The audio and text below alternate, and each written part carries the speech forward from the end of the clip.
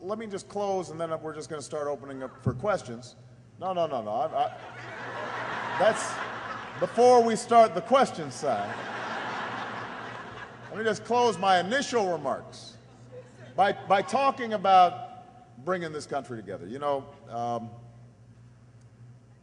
Bobby Kennedy gave one of his most famous speeches on a dark night in Indianapolis, right after Dr. King was shot. Some of you remember reading about this speech. Some of you were alive when this speech was given. He stood on top of a car. He was in a crowd mostly of African Americans. And he delivered the news that Dr. King had been shot and killed. And he said, at that moment of anguish, he said, we've got a choice. He said, we've got a choice in taking the rage and bitterness and disappointment and letting it fester and dividing us further so that we no longer see each other as Americans, but we see each other as separate and apart and at odds with each other. Or we could take a different path that says, you know, we have different stories, but we have common dreams and common hopes, and we can decide to walk down this road together and remake America once again. And, you know, I think about those words often, especially in the last several weeks, because this campaign started on the basis that we are one America. That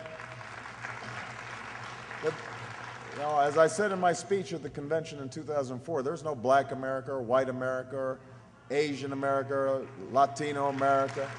There's the United States of America.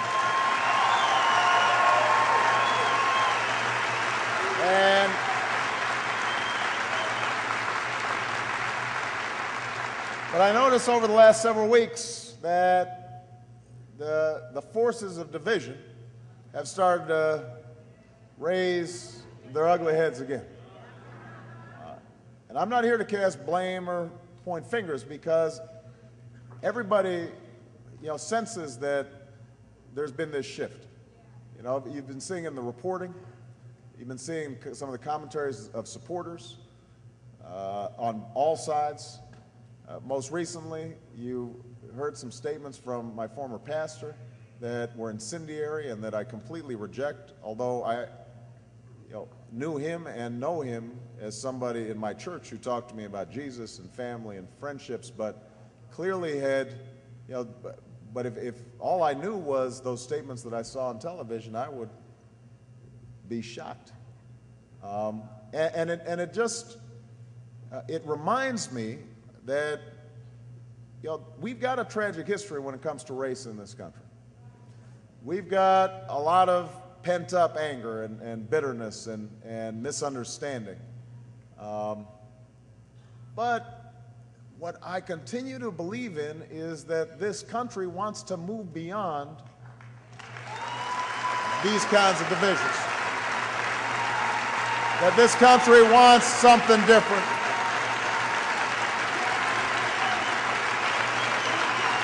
And so,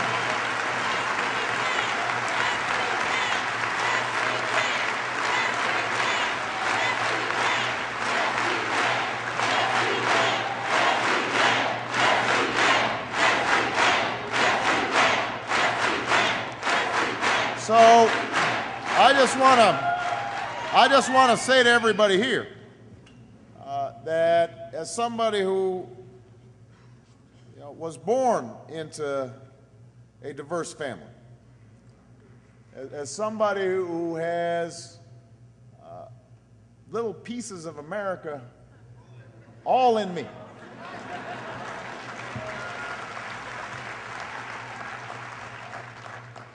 I will not allow us to lose this moment where we can not forget about our past and not ignore the very real forces of racial inequality and gender inequality and the other things that divide us. I don't want us to forget them. We have to acknowledge them and lift them up. And when people say things like my former pastor said, you have to speak out forcefully against them. But what you have to also do, though, is remember what Bobby Kennedy said, that it is within our power to join together to truly make a United States of America. And that we have to do not just so that our children live in a more peaceful country and a more peaceful world, but that is also the only way that we're going to deliver on the big issues that we're facing in this country. We can't solve health care divided. We cannot create an economy that works for everybody divided. We can't fight terrorism divided. We can't care for our veterans divided. We have to come together. That's what this campaign's about. That's why you're here. That's why we're going to win this election. That's how we're going to change the country. All right?